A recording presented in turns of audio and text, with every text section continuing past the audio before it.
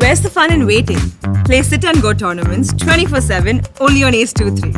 This game involves an element of financial risk and may be addictive. Please play responsibly and at your own risk.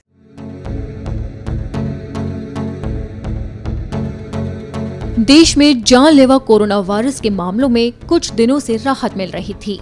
यहां तक कि आंकड़े 20,000 के नीचे सामने आने लगे थे, लेकिन अब एक बार फिर संक्रमण ने रफ्तार पकड़ ली है। आंकड़े घटने के बाद फिर से बढ़ने लगे। भारत में पिछले 24 घंटे में कोविड-19 केस में 13.6% की बढ़ोतरी दर्ज की गई। देश में पिछले 24 घंटे में कोरोना के 26,727 नए मामले सामने आए, वहीं 277 मरीजों की मौत हो गई। अब देश में कुल आंकड़ों की बात करें तो स्वास्थ्य मंत्रालय के आंकड़ों के मुताबिक देश में कुल केस की संख्या 3,37,66,707 है।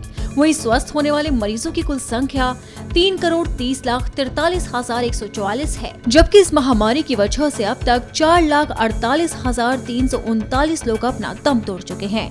वहीं बात करें एक्टिव केस की तो देश में 2,75,224 सक्रिय मामले हैं, जो कि पिछले 196 दिनों में सबसे कम है।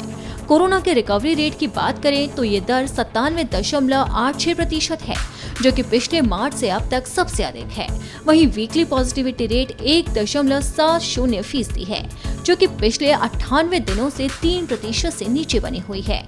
अब बात करें डेली पॉजिटिविटी रेट की तो ये दर 1.76% है, जो पिछले 32 दिनों से 3% से नीचे बनी हुई है। केरल में 2 दिन की राहत के बाद अब नए मामले फिर से 15,000 के पार जाने लगे हैं। केरल में पिछले 24 घंटे में 15,914 मरीज सामने आए, वहीं 122 मरीजों ने अपना दम तोड़ दिया। अब बात करें राष्ट्रीय राजधानी दिल्ली की तो दिल्ली में गुरुवार को जारी आंकड़ों के मुताबिक पिछले 24 घंटे में कोरोना वायरस के 47 नए मामले सामने आए, जिसके बाद राजधानी में संक्रमितों की कुल संख्या बढ़कर 14,38,868 हो गई। गुरुवार को लगातार दूसरे दिन इस वायरस की संख्या से यहाँ किसी मरीज की मौत नहीं हुई।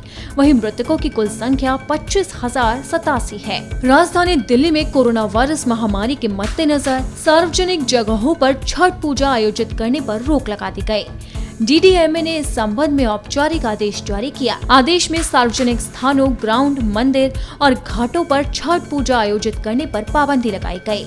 वहीं केंद्रीय स्वास्थ्य मंत्रालय के आंकड़ों के मुताबिक पिछले 24 घंटे में देश में कोरोना वायरस वैक्सीन की 64,40,451 डोज दी गई, जिसके बाद वैक्सीनेशन की डोज का आंकड़ा बढ़कर 89,02,08,007 हो गया। यानी कि साफ है कि देश में वैक्सीनेशन अभियान काफी तेजी से चलाया जा रहा है। माना जा रहा है कि इसी अभियान के बलबूते पर देश में कोरोना वायरस का पूरी तरह से खात्मा हो सकता है।